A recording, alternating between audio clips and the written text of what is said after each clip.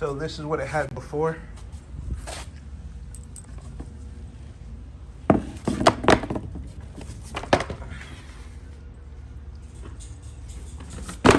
It didn't look bad, it just didn't match the finish of the car. And then what drove me crazy is this carpet did not match the factory carpet at all. So we recarpeted the entire trunk, including our custom trip panels, so everything matches.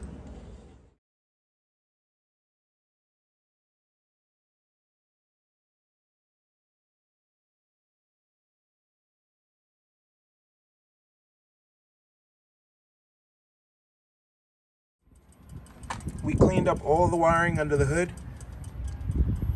Everything's nice and neat. HIDs are bolted down. Everything's cleaned up. This is the last issue we have to address. They just wire tied the fuse block. The customer spent money to get his engine covers custom painted, and now it's just rubbing up against it, destroying the paint.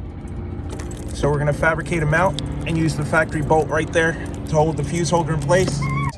Simple bracket made out of heat formed 1/4 inch ABS plastic. It drops right in.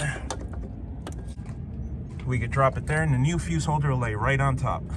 Nut and bolt here, fuse holder here.